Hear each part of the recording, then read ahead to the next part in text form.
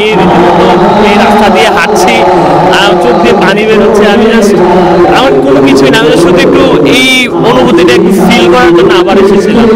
কারণ তখন আমার ওই সব চেহারা মনে পড়ছে বারবার, যারা আসলে এই জুলাই আন্দোলনে নিঃস্বার্থভাবে নিজেদের জীবন দিয়েছিলেন আর আমাদেরকে নতুন একটা বাংলাদেশের স্বপ্ন দেখিয়েছে। আমি জানি না কি পেয়েছি কি হারিয়েছি এক বছরে, শুধু বলতে চাই আমাদের যে শহীদ ভাইরা আছে আল্লাহ তাদেরকে ভালো রাখুন, যাতে জান্নাত নসিব হয় তাদের। আর যে বিচারের স্বপ্ন নিয়ে আমরা স্লোগান দিয়েছিলাম, আমার ভাই মূল্য কেন প্রশাসন জবাব দেয়, আমার ভাইয়ের রক্ত বৃথা যেতে দেব না, আমার বোনের রক্ত বৃথা যেতে দেব না, কতটুকু ভাইয়ের রক্তের দায় সারাতে পেরেছি, কতটুকু বিচার এনে দিতে পেরেছি তা জানি না, চোখের সামনে একটি বিচার এখন পর্যন্ত দেখতে পাইনি।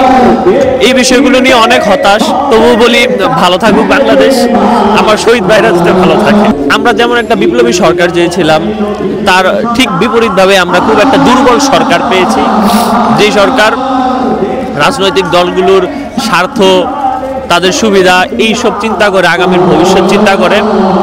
তারা চিন্তা করে না যে বাংলার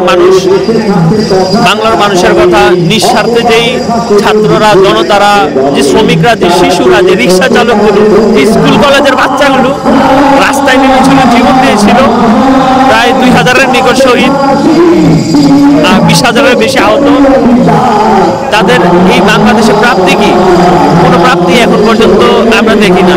এই জুলাই ঘোষণাপত্রের মতো গুরুত্বপূর্ণ জিনিসগুলো নিয়েও গড়িমসি রাজনৈতিক দলগুলোর কি বলবো এটাকে, পক্ষপাতিত্ব কিংবা তাদের কাছে বন্দী হয়ে থাকা কিংবা দুর্বল একটা সরকার, যে সরকার আমরা কখনোই প্রত্যাশা করিনি এত বড় একটা বিপ্লবের পরে, এতগুলো জান ত্যাগ হওয়ার পরে।